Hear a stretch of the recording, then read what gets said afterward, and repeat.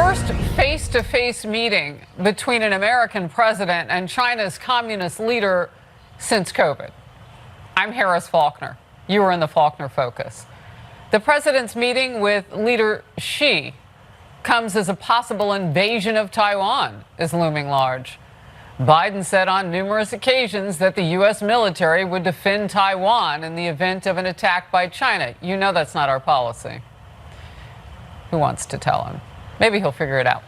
The president, in his remarks, though, still said he believes there should not be concerns about a new Cold War between the U.S. and China, and does not think there is any imminent attempt by China to invade Taiwan. And he points to the recent elections in the United States as proof that America has a strong standing in world affairs. I think the United States is better prepared than any country in the world, economically and politically, to deal with the changing circumstances around the world. Found him the way he's always been, direct and straightforward. And do I think he's willing to compromise on various issues? Yes. I think he understands that. I think the election held in the United States, which still leaves a little bit uncertain, has sent a very strong message around the world that the United States is ready to play. Following the president's remarks there, former Secretary of State Mike Pompeo told Fox News it's important that the president convey a very strong message to his Chinese counterpart, and he's not sure that was accomplished. I hope he didn't leave an impression of weakness in the mind of Xi Jinping, who would have been very capable in that meeting. Second, he said something on Taiwan, right? He started with the comment that we haven't changed our policy with respect to one China, yet we all know President Biden multiple times has made statements that are in direct contradiction of what he just said. So he said Xi understands him. I couldn't tell you what our Taiwan policy is today, and that is incredibly important. And former senior advisor to President Trump, Kellyanne Conway, is standing by to go in focus. We begin with White House correspondent Peter Doocy. Peter, we're having some breaking news right now with the University of Virginia. I think both of our reporter and guests know about this following a campus shooting. A news conference now. Let's go quickly. At the scene, University police encountered several victims of gunshot wounds. The shootings occurred on a bus full of students returning from a field trip. 3 of the victims did not survive. They were Devin Chandler, a second year from Virginia Beach, Virginia, Lavelle Davis, a third-year student from Ridgeville, South Carolina, and Deshaun Perry, a fourth-year student from Miami, Florida. All 3 were members of the football team. 2 other students were wounded and are being treated for injuries at the UVA Medical Center. 1 is in good condition, 1 is in critical condition. In order to protect their privacy, we are not releasing their names at this moment. The families of all the victims have been notified, and the university is providing any and every available assistance. I have spoken with 4 of the families, and I spoke directly to the student who is in good condition. Law enforcement, including university police, local law enforcement agencies, and Virginia State Police, continue their search for the suspect and will not stop until he is found. They have, however, lifted the shelter-in-place order following an exhaustive building-by-building search of grounds and are confident that the suspect has left the area. Classes and all extracurricular activities have been canceled for today, including the men's basketball game scheduled for this evening. Although we do not yet have a full understanding of the motive and circumstances surrounding these events, police are investigating as we speak. We will continue to keep the community notified of developments via our emergency alert system and further community-wide emails. I'm grateful to law enforcement for their response and to our community for facilitating their work with what I realize has been a long shelter-in-place order. This is an unimaginably sad day for our community.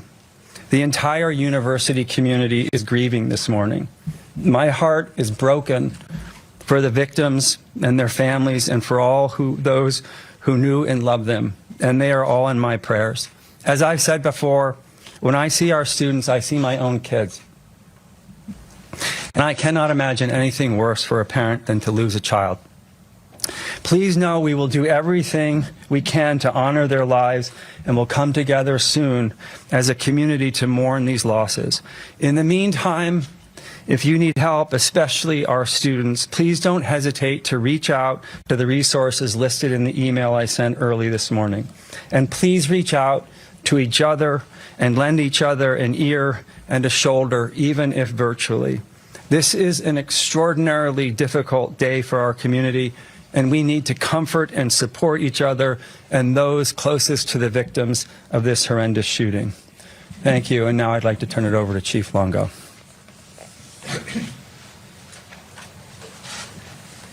Thank you, President Ryan. Thank all of you for assembling in here this afternoon and giving us the opportunity to tell what happened over the last several hours and perhaps even answer some of your questions. I'll say from the very beginning, there will be questions that will have no answers. And it's not because I don't want to tell you, it's because we just don't know. So I hope you'll be patient with that and trust that when we do know, you'll know. This has been an incredibly long evening, very tragic circumstances for our university community, for the city of Charlottesville, the county of Albemarle, the Commonwealth. It's especially tragic for a small number of families who we've had to break some really bad news to. And some of you tried to reach out throughout the evening, and we didn't take your calls. I apologize for that. One or more of you might even got hung up on in the midst of chaos, and so I apologize for that as well. When this call came out just after 10 o'clock last night, about 10:16, and we knew the circumstances, we immediately initiated an emergency alert.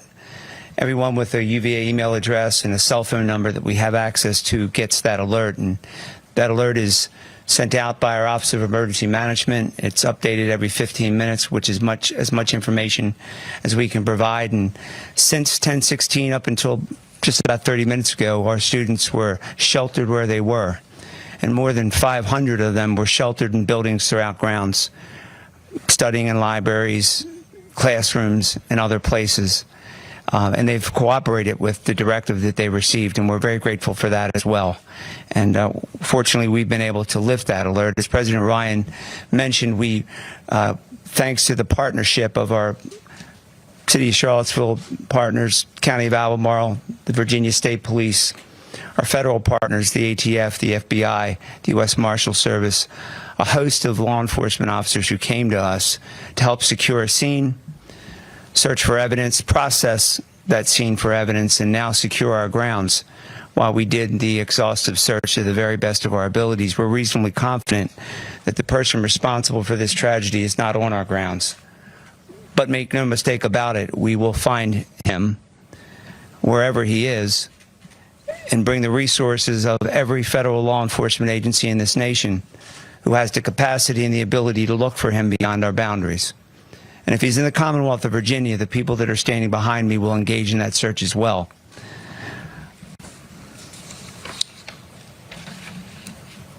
The bodies of Devin and Deshaun, as President Ryan indicated, were found inside a charter bus where they had been for the day, enjoying a school activity, having a meal together, and coming back to our grounds. And someone amongst them chose to do an act of violence. And we found them dead inside that bus.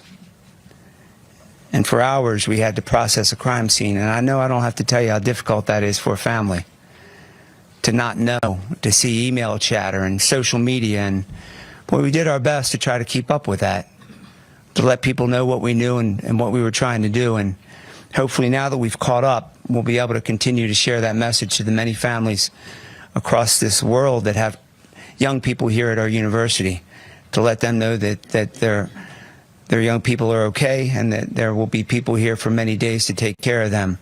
This strong law enforcement presence that you've probably seen on our ground for the last several hours, represented by the agencies behind me, will stay here until we're reasonably comfortable that this person is in custody.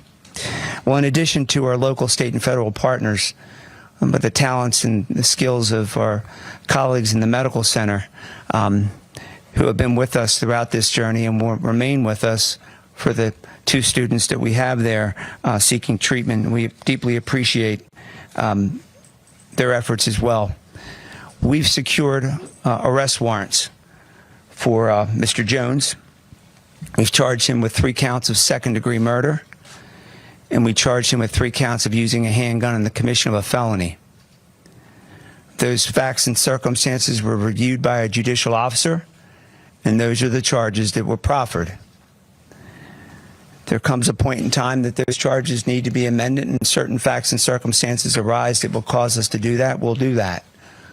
But we'll do that through the advice and counsel of our Commonwealth's attorney, and to the extent federal law applies, the Office of the United States Attorney for the Western District. Mr. Kavanaugh is present here today. I want to give you a description of Mr. Jones. He is described as a black male. He was born on November the 19th, 1999. When he was last seen on our grounds, he was wearing a burgundy jacket, blue jeans, and red shoes. We believe he's driving a black SUV bearing Virginia registration. T as in Tango, W as in Whiskey, X as in X-ray, 3580. TWX 3580. We implore anyone who's on our highways and byways who should see that vehicle bearing that tag to call 911 immediately and report his whereabouts. Try to keep that vehicle in sight. We believe perhaps that Mr. Jones remains armed and he's to be considered dangerous and treated accordingly. I want to share some information with you because I want to be transparent with you. I want you to know what I know to the extent I can share that information this afternoon. Mr. Jones came to the attention of the University of Virginia's threat assessment team in the fall of 2022. In fact, in September of 2022, our Office of Student Affairs reported to the multidisciplinary threat assessment team that Mr. Jones, they received information that Mr. Jones had made a comment about possessing a gun to a person that was unaffiliated with the university. In other words, a third party. That reporting person, again, unaffiliated with the university, to the best of our knowledge, never saw a gun. The comment about Mr. Jones owning a gun was not made in conjunction with any threats. The Office of Student Affairs followed up with the reporting person and made efforts to contact Mr. Jones. In fact, they followed up with Mr. Jones' roommate, who did not report seeing the presence of a weapon. Pardon me.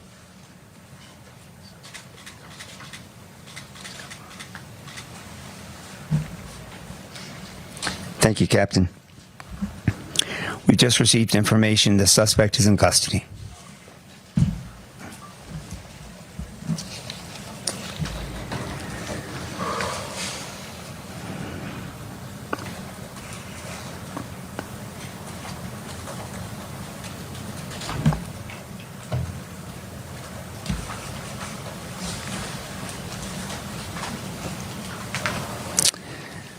Just need a moment to thank God.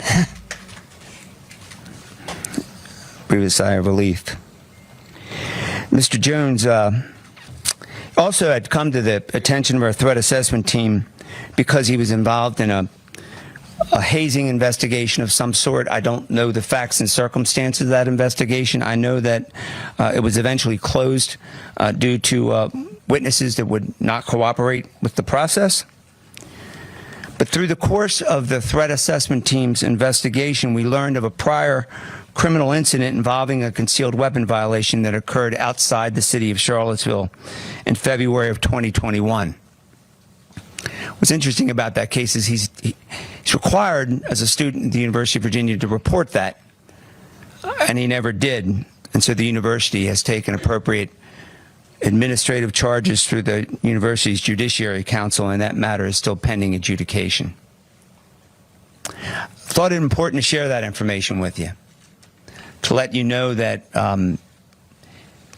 he had been called to our attention, and to answer any questions you might have about that. I want you to hear that. I want you to hear that from me, not hear it from someone else.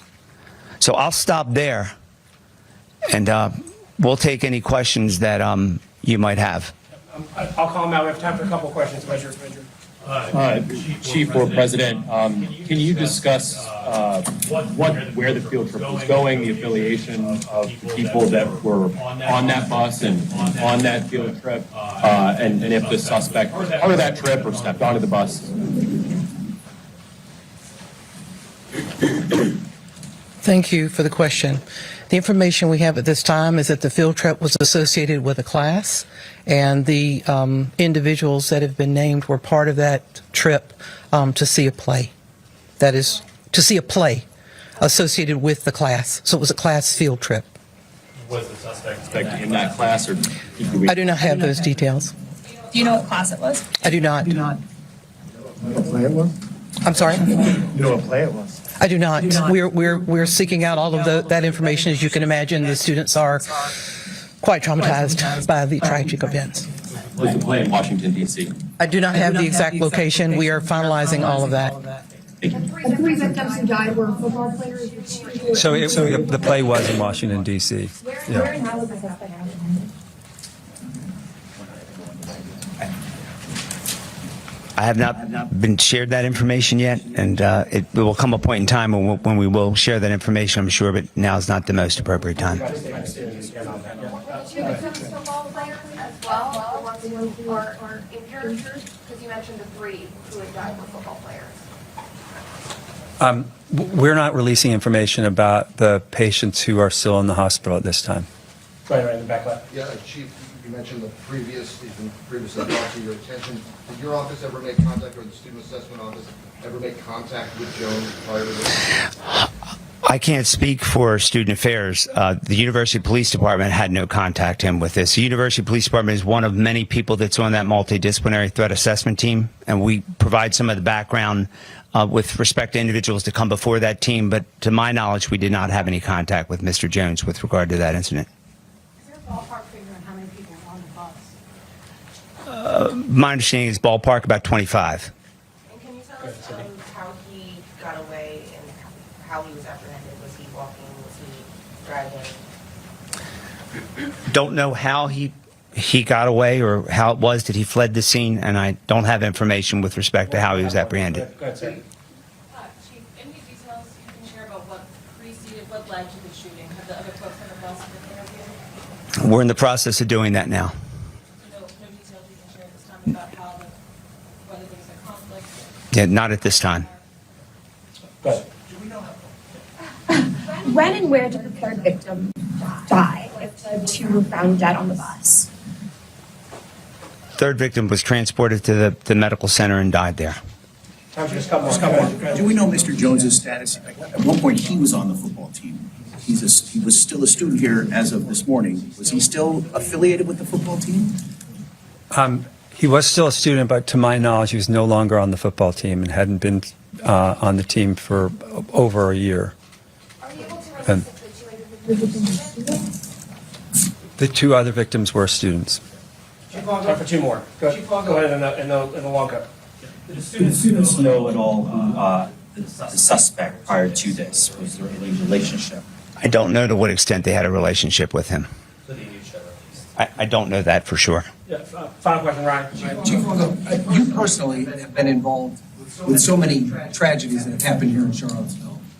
If you could just talk, I don't know if you've been able to process those feelings at all, what this community has been through over the past decade or so, and how this impacts all of that right now. I don't know that I've really had time to process that to the extent that you speak of. I can tell you that the people that are standing behind me now, it speaks for itself, how we get through these things. These agencies that are represented here were on these grounds very quickly.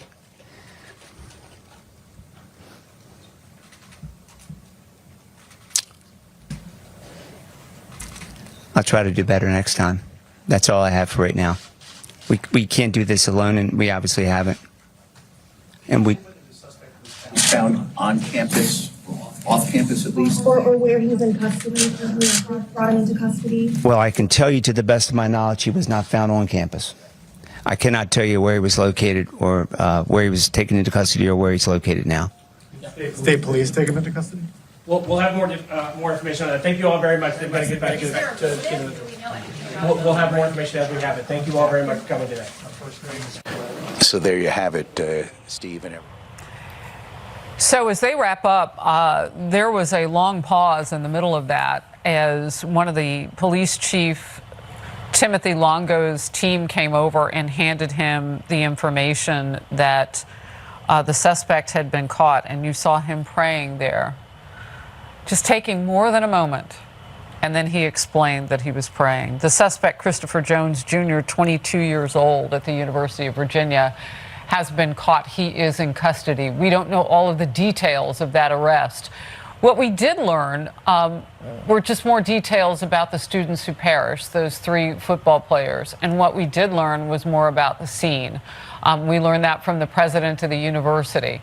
But also the idea that their threat assessment team, with some detail there, had known about the suspect prior because of things that had happened since he was a freshman in 2018 and was on the football team, although I can find no records of him ever actually playing a game. But the suspect was on the football team as a freshman. They knew he had had issues. I have so many more questions than maybe where those reporters on the scene would have started. For instance, if your assessment team knew about this individual, what were you doing to keep track of him? You know, what was the conversation, the ongoing conversation, if a threat assessment team was aware of him and he was still on campus? So we'll get those answers hopefully in coming days. They're going to work the case.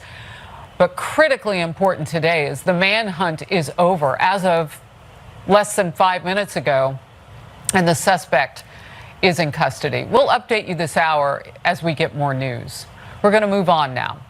Let's go to the White House, actually with Peter Doocy, who's not at the White House because he's traveling with the president in Indonesia. The president today met with China's leader, Xi, for more than 3 hours. So many questions about what they might have talked about.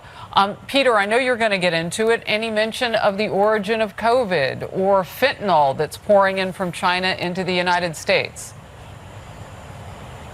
No, Harris, the closest they came to talk about COVID or the pandemic is a mention of health security that came in the readout, and President Biden did make a glancing reference to the next pandemic in prepared remarks, but that was it. It was his first chance since the pandemic started to talk to Xi in person about the origins of COVID. And as far as we know, based on accounts from the Chinese, from the U.S., from White House officials and the president himself, it did not happen.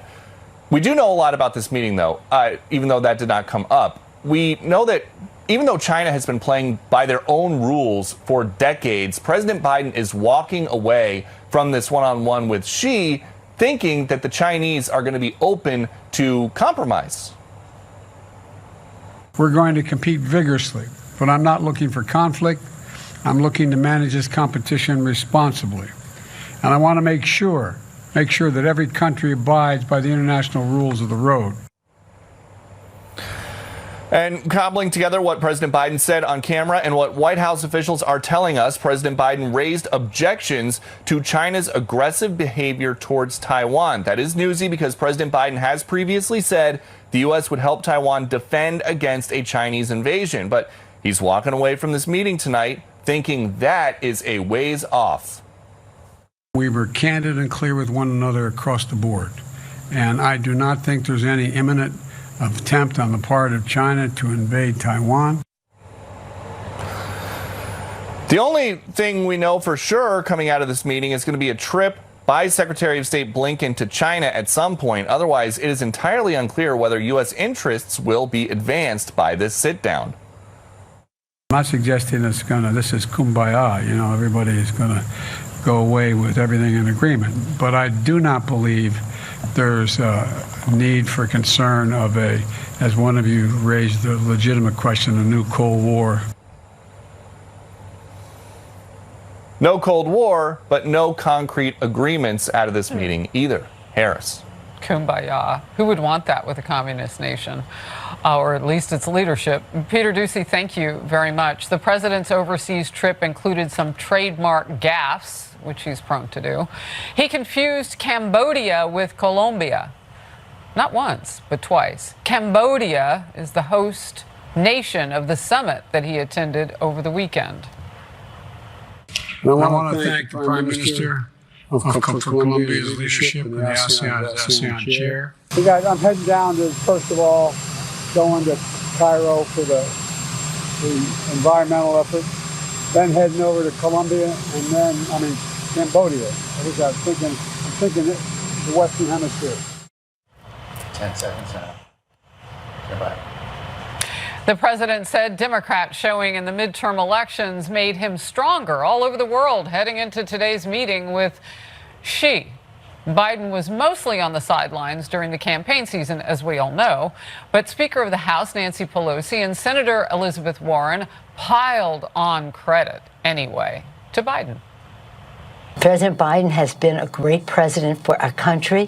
He has accomplished so much. He's put money in people's pockets, vaccines in their arms, children back to school, people back to work, for starters. This victory belongs to Joe Biden. It belongs to Joe Biden and the Democrats who got out there and fought for working people. The president's leadership put us in a position, every candidate, up and down the ballot, to talk about what Democrats fight for and what we deliver on. All right, keep that in your head for a second. Kellyanne Conway, Fox News contributor, former senior counselor to President Trump. Let's ask her, what's your reaction? The last thing Joe Biden should be mentioning abroad were these past elections, because he's inviting world leaders to do to him what his Democratic Party candidates did to him, which is ignore him. And he really endorsed very few candidates overtly and got involved in very few primaries, Harris. But one that sticks out to me is a congressional seat in Oregon, where Kurt Schrader was the incumbent. He lost in the primary, and now we just flipped the seat Republican with a Latina Republican, may I note. So his record on these domestic elections was non-existent to terrible. It's sure, it's one thing that they'll keep the Senate or maybe have a 50-50 Senate, but it's not any kind of mandate for him. I think the best thing that happened to Republicans and worse to Democrats out of last Tuesday is that Joe Biden and Kamala Harris will run for president and vice president again. The party is now stuck with them. The other thing is, I would not call attention to the U.S. elections if I were President Biden, because we can't even count the votes in Arizona on time. Do you think President Xi of China is shaking and scared of the U.S. when we are asking people to verify their own signatures and giving them a couple days to be called and cure their signatures, rather than just ask them to show an ID the way you do in Georgia, which told us on election night who had won and who had lost? But look, these are serious times. I work for a president and a vice president who took China to task.